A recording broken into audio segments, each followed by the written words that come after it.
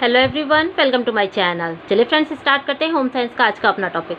आज के सेशन में हम लोग डिस्कस करेंगे विटामिन ए के बारे में। ठीक है, वन लाइनर के फॉर्म में ये है, तो जितने भी क्वेश्चन बन सकते थे मैंने यहाँ पर बनाने की कोशिश की है। आई होप आप लोगों को चीज़ें पसंद आएगी। पसंद आए तो प्लीज़ वीडियो को लाइक, शेयर और चैनल को सब्सक्राइब करना बिल्कुल मत भूलिएगा। ये सारी चीज़ें जो है वो मोस्ट इंपॉर्टेंट है होम साइंस के किसी भी कॉम्पिटिशन के लिए। ठीक है, तो चलिए बिना टाइम वेस्ट किए स्टार्ट करते हैं आज के सेशन को। आज के सेशन में हम लोग डिस्कस करेंगे विटामिन ए। इससे सबसे पहला क्वेश्चन देखिए, वसा में विलय विटामिनों में सबसे पहले किस विटामिन की खोज की थी? जैसा कि हम सब जानते हैं कि विटामिन के दो प्रकार होते हैं, एक तो जल में घुलनशील, एक वसा में घुलनशील। ठीक है, जल में घुलनशील विटामिन कौन कौन से हैं? तो बी और सी, ये दोनों जल में घुलनशील विटामिन है, जबकि विटामिन ए, डी और ई, के ये चारों विटामिन वसा में विलय विटामिन है। ठीक है, तो इन सब में से भी यानी वसा में विलय विटामिनों में से भी सबसे पहले किसकी अगर खोज हुई थी तो वो है विटामिन ए की। बात समझ रहे हैं आप लोग? चलिए आगे देखते हैं नेक्स्ट क्वेश्चन। विटामिन ए का रासायनिक नाम, केमिकल नेम जो है वह सारे विटामिन का तो आप लोगों को एकदम मुंह पे रट्टा होना चाहिए, इसके लिए आपको बार बार कहने की जरूरत ना पड़े। ठीक है, सारे विटामिन का रासायनिक नाम आप लोग एकदम से याद कर लीजिए। तो विटामिन ए का रासायनिक नाम क्या है? तो रेटिनॉल। नेक्स्ट है हमारा, विटामिन ए वनस्पतियों में पाए जाने वाले किस पदार्थ से प्राप्त किया जाता है? तो विटामिन ए वनस्पतियों में किस रूप में रहता है? तो कैरोटीन के रूप में रहता है। ठीक है, कैरोटीन के रूप में जो है वह वनस्पतियों में विटामिन ए पाया जाता है। आगे देखते हैं, कैरोटीन को विटामिन ए का क्या कहते हैं? यानी कि जो कैरोटीन है, कैरोटीन को विटामिन ए का क्या कहते हैं? तो प्रीकर्सर। प्रीकर्सर नहीं समझ में आया? देखिए इस तरीके से, तो जैसे कि कैरोटीन जो है, हम लोग कैरोटीन यानी गाजर खाते हैं तो गाजर में क्या होता है? कैरोटीन होता है। ठीक है, गाजर में क्या होता है? कैरोटीन होता है। और जब हम लोग गाजर का सेवन करते हैं तो ये कैरोटीन जो है हमारे अंदर जाता है और यही कैरोटीन किस रूप में परिवर्तित हो जाता है? तो विटामिन ए के रूप में यह बदल जाता है। तो हुई ना कैरोटीन क्या है? हुआ ना विटामिन ए की पहले की स्थिति यानी प्रीकर्सर, कैरोटीन के रूप में हम लोग लेते हैं और यही कैरोटीन हमारे बॉडी में जाकर किस में परिवर्तित हो जाता है? तो विटामिन ए के। ठीक है, तो इसी तरीके से कैरोटीन को विटामिन ए का प्रीकर्सर कहते हैं। यहाँ तक चीज़ें समझ में आ गई? चलिए आगे देखते हैं, बीटा कैरोटीन शरीर में किस रूप में परिवर्तित हो जाता है? बीटा कैरोटीन शरीर में किस रूप में परिवर्तित हो जाता है? तो देखिए, बीटा कैरोटीन ही शरीर में विटामिन ए के रूप में परिवर्तित हो जाता है। कैरोटीन में भी कौन सा कैरोटीन? Beta carotene. बात समझ रहे हैं? बीटा कैरोटीन शरीर में विटामिन ए में परिवर्तित होता है। नेक्स्ट है हमारा, बीटा कैरोटीन कहाँ से प्राप्त होता है? तो बीटा कैरोटीन अभी मैंने बताया हमें वनस्पति जगत से प्राप्त होता है। वनस्पति यानी कि पेड़ पौधों से प्राप्त चीज़ों में हमें कौन सा कैरोटीन मिलता है? तो बीटा कैरोटीन मिलता है। एग्जाम्पल भी मैंने बताया आप लोगों को कि गाजर में क्या होता है? कैरोटीन पर्याप्त मात्रा में पाई जाती है, इसीलिए गाजर जो है वह विटामिन ए का उत्तम साधन माना जाता है। ठीक है, आगे देखते हैं, विटामिन ए सर्वाधिक जरूरी है किसके लिए? हमारी बॉडी के किस पार्ट के लिए? तो सबको पता होगा, आँखों के लिए सबसे ज़्यादा यह जरूरी है। आवश्यकता से अधिक विटामिन हमारे शरीर के किस भाग के लिए हानिकारक है? ध्यान दीजिएगा कि जो जल में घुलनशील विटामिन होते हैं तो वह तो पेट में जाके जल के संपर्क में आते ही अपना काम करने के बाद जो एक्स्ट्रा रहते हैं वह मूत्र के जरिए निकल जाते हैं। ठीक है, तो वो हमारे बॉडी में क्या होते हैं? संग्रह नहीं होते हैं।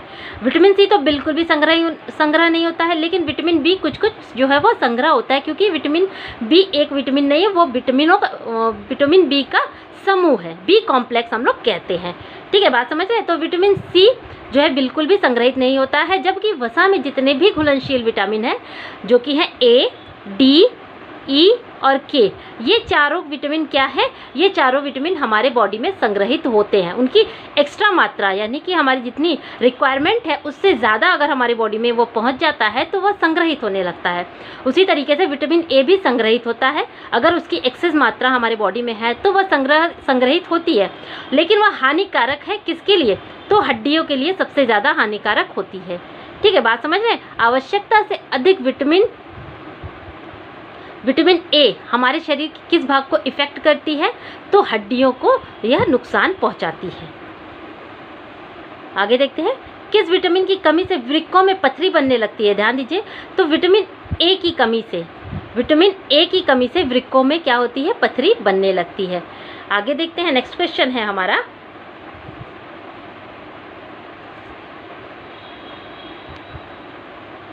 विटामिन ए की कमी से त्वचा से कौन सा रोग होता है? त्वचा में कौन सा रोग होता है? तो फाइनोडर्मा। जिसे टॉड स्किन भी कहते हैं। फाइनोडर्मा किससे संबंधित है? तो त्वचा रोग से संबंधित है। और यह किसकी कमी से होता है? तो यह विटामिन ए की कमी से होता है। पुरुषों की जननेंद्रियों पर कुप्रभाव किस विटामिन की कमी से होता है? एक तो विटामिन ई की कमी से भी जो जननेंद्रियां प्रभावित होती हैं, लेकिन अगर स्पेशली पुरुषों की पूछी जाए तो हम लोग विटामिन ए को टिक करेंगे। ठीक है, अगर स्त्रियों और पुरुषों दोनों की जननेंद्रियां अगर प्रभावित होती है तो किससे होती हैं? तो विटामिन ई की, जबकि पुरुषों में विटामिन ए की। ठीक है, बात समझ रहे हैं? आगे देखते हैं, विटामिन ए की कमी से आंखों का कौन सा रोग होता है? बिल्कुल आसान सा क्वेश्चन है और अक्सर पूछा जाता है। तो नाइट ब्लाइंडनेस यानी कि रतौंधी। नेक्स्ट क्वेश्चन है हमारा, किस रोग में आंखों की कार्निया की श्लेष्मक झिल्ली सूख जाती है? तो देखिए, जीरोफ्थैल्मिया।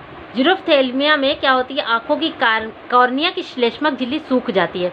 जीरोफ्थैल्मिया जो है, जीरोफ्थैल्मिया रोग किस विटामिन की कमी से होता है? तो विटामिन ए की कमी से जीरोफ्थैल्मिया रोग भी होता है।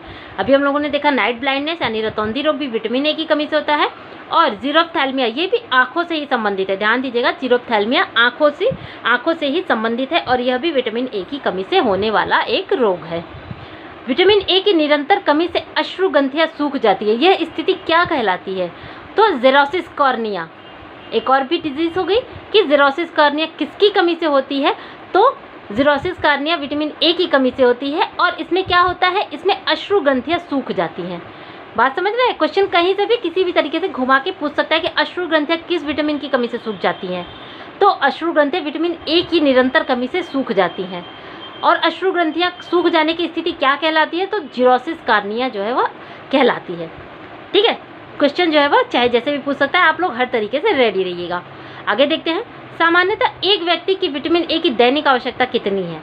तो देखिए, सामान्यतः एक स्वस्थ व्यक्ति की दैनिक आवश्यकता कितनी है? 750 माइक्रोग्राम या फिर 3006 माइक्रोग्राम कैरोटीन के रूप में।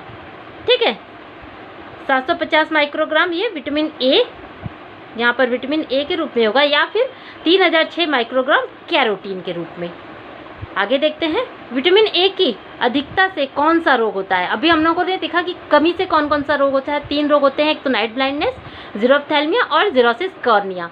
अब देखते हैं इसकी अधिकता से कौन सा रोग होता है। तो इसकी अधिकता से हाइपर विटामिनोसिस होने लगता है।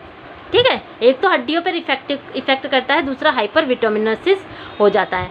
आँख की रेटिना में रक्तस्राव किस विटामिन की अधिकता से होता है? तो देखिए, आँख की रेटिना में फिर क्या हो जाता है? रक्तस्राव यानी ब्लीडिंग होने लगती है। तो यह विटामिन ए की अधिकता से होती है।